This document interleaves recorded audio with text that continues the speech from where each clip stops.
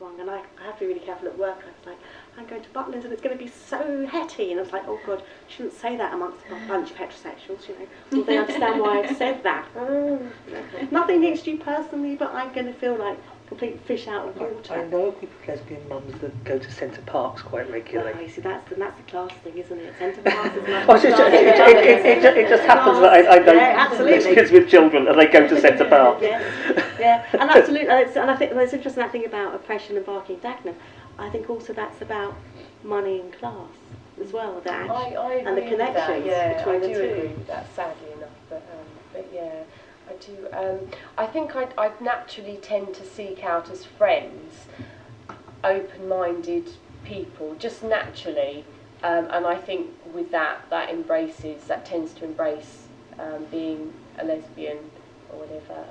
I don't think I would necessarily mix with somebody who was very set, you know, in their ideas and stuff. So yeah, so my friends and the people I don't really experience that kind of sort of prejudice unless it's in a situation I have to be in, like a work situation or with a client or whatever, and you know, that kind of thing. I think as well, like friends, I think sometimes as well, I think if we think about our friends, they're not gay, they might be diverse in a different way on the whole. Yeah. So I'd say we probably don't have, I don't know, think about it, we probably don't have any friends that are, say, white, middle-aged, middle class. Yeah. Would you say? Yeah, so we don't have anyone, so they can understand. Relationships, they have these difficult sort of relationships anyway, like, for example, one of my friends is Mauritian, got married to a Jamaican, English Jamaican guy, and that for both cultures is an absolute no-go, and you know, and their families embraced it, and yeah, they're really good friends. Like people, and from the off, they've been very understanding about everything, and actually, just coming to think about it, so when you said about setting up a Jewish lesbian group, that was really interesting for me, because sometimes, because I'm part of myself as well, and something that is sometimes difficult to embrace is that I'm a Christian as well as I am gay, and sometimes religion doesn't always embrace that. But then when it was never a problem until I had my 30th birthday and I invited all my friends. And it was a problem in my head, because when it actually happened, it wasn't a problem. But I thought, oh God, all my Christian friends, all my gay friends are all going to be in the same room, and everything else as well. And I just, school friends and people who didn't know, and I just thought, God, this is too chaotic for me. But when it actually happened, it was a breeze, it was fine. But I think in my head that was suddenly, what side do I step on? This is. And then I thought, in the end, this is who I am. These are my friends who know me, and that's. I had an interesting kind of coming out experience. Like, you kind of constantly come out, but I would say I'm culturally Jewish. I'm not religiously Jewish. I grew up in a Reform community and was very involved sort of through my childhood and stuff. And the Reform communities were debating whether they would do same-sex commitment ceremonies. And so this was my synagogue that I grew up in. We're having this conversation. I kind of thought, I have to go to this. Partly had to go because I kind of thought, this is my community, or the community I came from. Partly, my father is chair of the synagogue yet again, and I need to go because, what a difference could I make? But it was really quite interesting, the kind of conversations that, came out. And interestingly enough, at that point, I hadn't come out to my parents, although I hadn't hid my relationship, but they'd never asked. I didn't have that kind of relationship with my parents to really go into it, but I thought best tell them first, so I went out of myself to my parents. Oh, I think we did know, okay. My sister outed herself a couple of weeks later. Oh, big shock to my parents. And then my parents had to run around telling people before I went to the synagogue to kind of, do this huge announcement. And I wasn't really doing a huge announcement, but we were talking about, and and people were saying things. I remember someone said before I spoke, I don't want people, I don't want my grandchildren, seeing, men, together, or women together kissing, and and then my grandchildren will grow up to be, gay, and it's like, hello, I grew up in this community and I watched everybody at the end of every Friday night service giving each other, you know, a kiss, you know, Shabbat Shalom, you kiss each other, it's what you do in the Jewish, well, in that community, it's what you do. But it didn't turn me straight, you know, so why should it turn your grandchildren gay? And I just have that memory so vivid in my head, and it's lasted with me for years. But it's that coming out stuff, but it's also that sort of issue about culture that I think is quite interesting about the impact of gay in culture. And, you know, and I'm aware sort of here that we've had people from a whole range of communities coming to use the service here about the real problematic times people have, about people who have come in terms of asylum seekers because of their sexual orientation and where they've come from, and the fact they still don't feel safe here in case their community of origin get to here. You know, people, you know, but just from a whole range of different countries.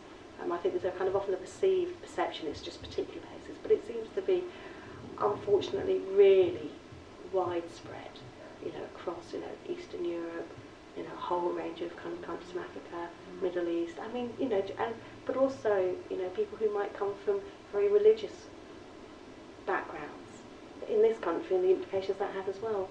It's not just a kind of, it's not sort of any particular community. That for me is probably sad, because that's the bit where I feel like we haven't moved away from. And for some people, it's still a fight to be alive because of their sexual orientation, and it's still a fight to be alive in London because of your sexual orientation. And that for me is shocking in 2010. You know, and that's when I feel like we haven't moved far enough. That we've moved masses, and we have moved masses, but we haven't moved enough. Because no one should be in fear of their life. You know, it's quite clear, really. So, you know, I think we've still got a journey, unfortunately, to go on, and that's why I feel really strongly, because I feel privileged to have grown up in a religious community, to have been able to be out, to be able to come back and tell people. And when I had a civil partnership, I can't remember now, 2006, I have to say this predominantly, so my partner could be on birth certificate, no, not birth certificate, but have parental responsibility, because the laws weren't where they are now. But my parents held a party, invited all friends and families, not on the day of our civil partnership, because that wasn't what we wanted, but later on, you know, and all those synagogue people were there, and I thought, that's how far we've moved, really, but it should be like that potentially for everybody. Claire, did you ever find your religious background a difficult obstacle? Not necessarily my religion, although actually it did crop up recently because my partner and I have decided to get married, and actually listened to Sarah talking about her stories about being a parent, and, you know, we're planning to have a child, and now suddenly, you know, my sexual orientation is right up there and it's in everybody's face, and people are kind of finding it a bit difficult, where they, you know, they had such a long time to get used to it, and they're seemingly fine, and when my partner and I started to talk about getting married, for me, it was really important to do that in Northern Ireland. I had a stronger connection there than she did here, where she's from. So we said, right, that's fine, it's not an issue, you know, let's go over there.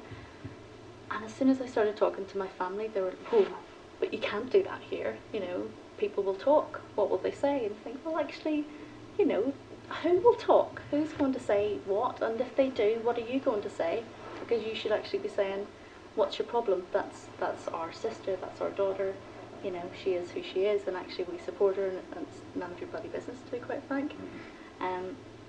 But they didn't, and they threw so many obstacles in the way, and so many reasons why we couldn't and shouldn't do it there.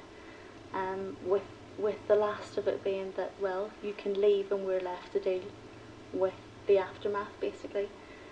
And for me that was really hard, and that was really, really hurtful, because actually, you know, I have been out since I was 17, and, you know, I'm now 33, do the math, that's a very long time that my family have been very accepting and have met all of my partners, not that there's been that many, but they've met my partners, you know, I've never hidden anybody from them, and that has always been an aspect of my life that they've been involved in.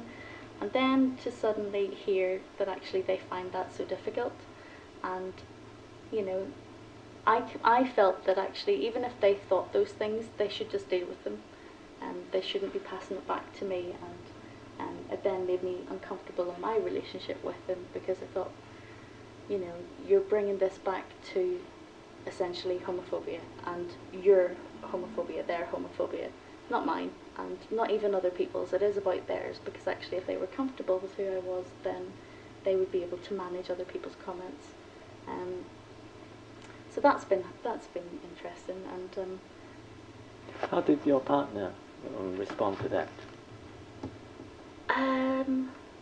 Well, I think she was just fundamentally really supportive of protecting me and making sure that that I didn't take those comments personally, and we then decided that they'll then just have to come over here, and we'll I'll have to find somewhere here that is a good enough place, and that was really hard. It took a very long time, because it just did feel like it's not good enough. I wanted to get married in a specific place back home, and it felt as though that was kind of taken away, partly because of religion as well, actually, because I come from a Northern Irish Protestant background, and my partner is Protestant, but she has a Catholic name, or what would be a Catholic name back home. And that was another thing that they said, that actually, well, people think that you're marrying a Catholic, and we couldn't manage that.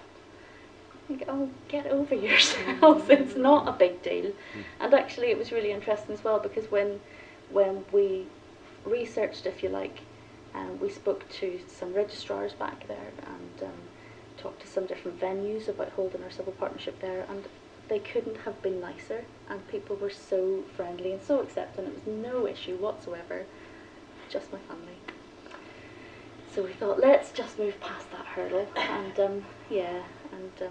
do the deed. But it's interesting. It's interesting as well that suddenly when we say that we're going to get married and we're going to start to have a family, who's going to have the baby?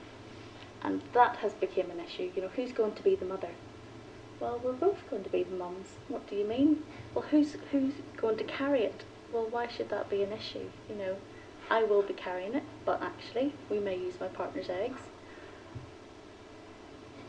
How does that work?